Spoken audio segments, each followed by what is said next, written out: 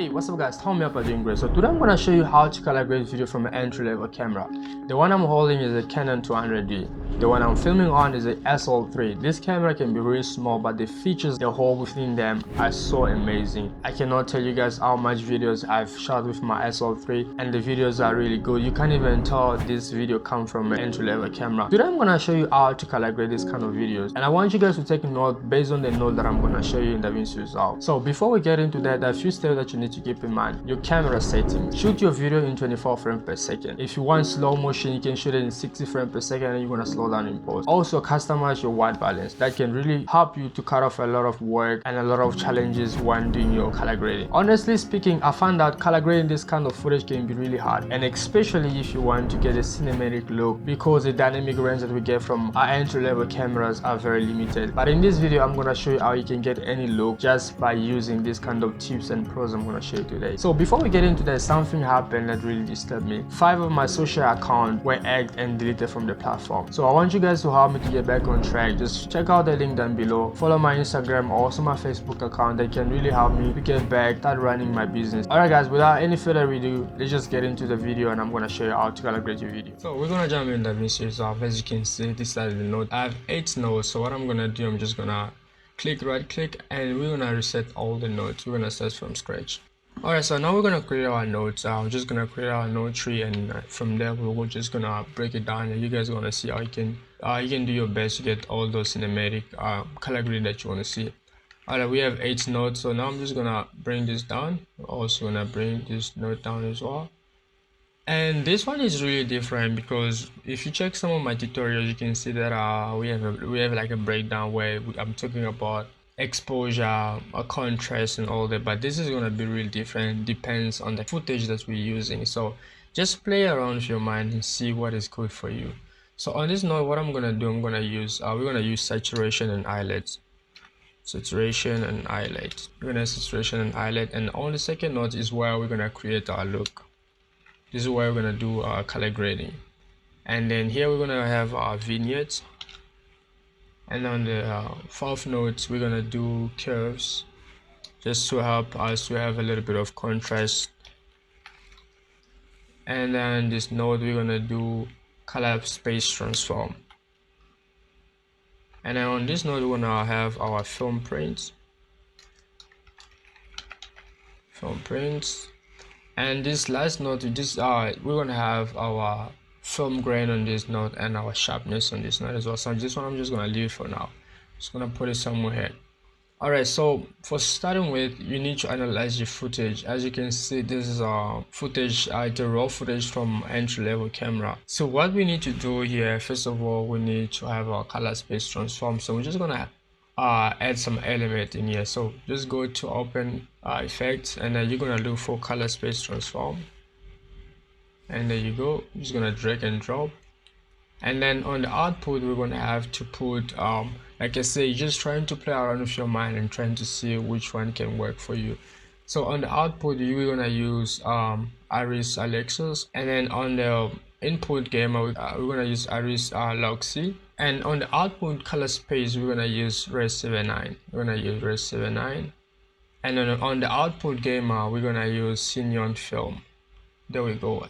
As you can see, we're trying to create a log, or we're trying to just replicate a log that we can have a bit of dynamic range where we can do our color grading. So now we need to apply a light on the film print. So if you come to light, and then on the film looks, you have a lot of light that you can use. So I'm just gonna go, as you go down, if you wanna drag some of these ones on top, you're gonna have a little bit of cold look into the footage, as you can see what it's showing. So what you're gonna do now, you're gonna have to use, for me I'm going with this one because I wanted to have something warm. So now check this out, because we actually use color space transform to actually have like a log footage. So if I have to deselect this footage, just look what we're getting. It's really dark and we're not getting details into that. So the funny part about film print lights, you can also customize to your need. So what I'm gonna do, I'm not gonna leave it the way it's looking now. I'm just gonna come to the key output, and now I'm gonna have to bring it down. When I have to bring it down, and I think this is good for me. I'm gonna have to bring it down. And one thing that you can also add on this film print is you can also change the exposure, also the temperature and all that. So on this, I'm just gonna try to have a little bit of warm into that. I'm just gonna bring it up, and I think I have a number in mind, 10, 21. There we go. So now we're having a lot of exposure and all that. We're gonna try to go to the curves. Let me just close this down. So on our curves, we're just gonna bring down some exposure. Just gonna bring it down a little bit.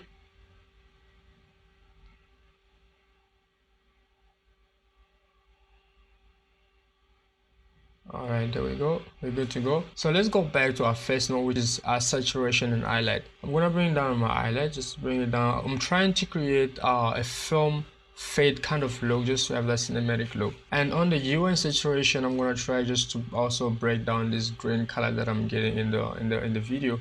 Just gonna click down here. I'm also gonna bring it down. Bring it down. As you can see, you guys see what we're trying to create?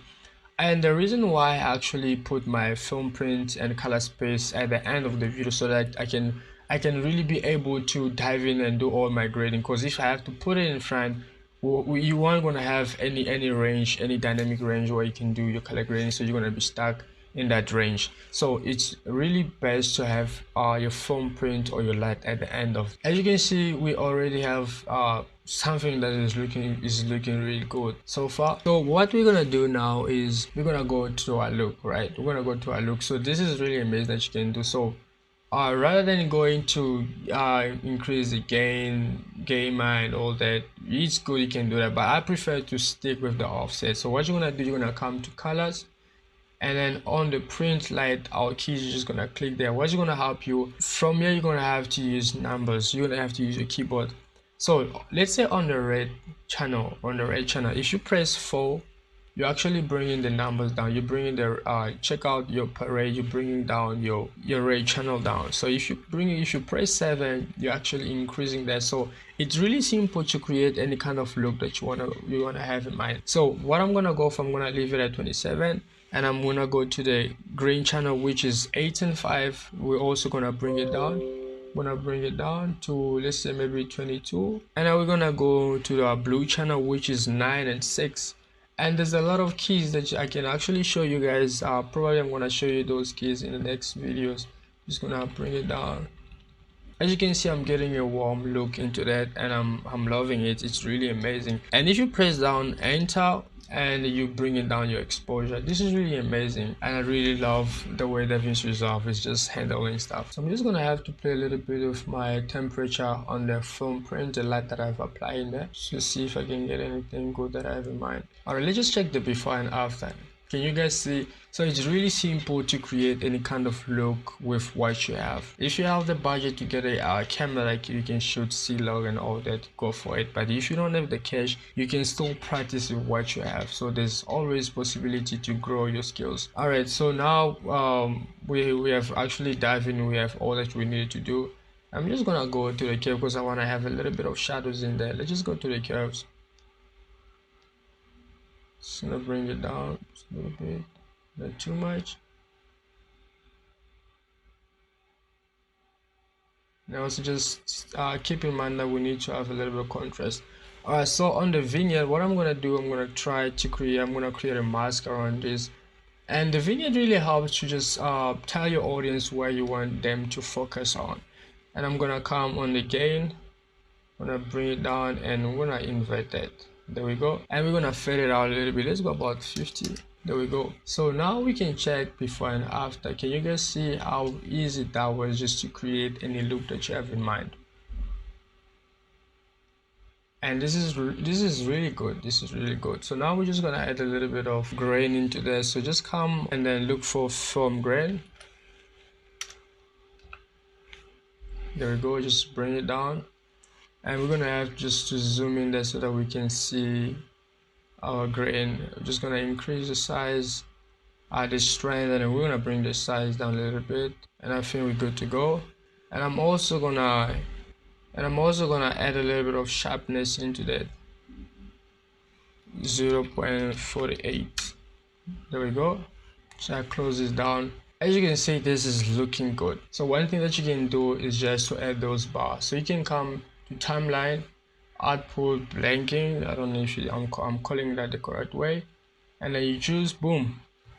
And now you have a cinematic color grading. This was really simple, and this video was shot on the SL3. Can you guys tell the footage is really amazing? I shot it in 4K. People were talking about that the 4K is not good. It's just depend on how you use it. If you have a good lens, you'll be able to capture beautiful footage with this camera. I can tell you that, and just do your color grading. Alright guys, I hope you enjoyed this video. These are just small steps that I wanted you guys to see, and I believe you can create beautiful footage after this. Don't forget to subscribe and also help me to get back on track with my social media that were hacked, because I've created new ones. If you guys can do that, I'll be happy, and that can really push me to create more tutorials. And also in the next video, I want to show you guys how you can create C-log on entry-level camera. It is possible to do so if you know how to tweak those settings, and you can get a good picture profile that you can use for your video. Thank you so much guys for watching this video, and I'll be seeing you in the next tutorial. Bye bye.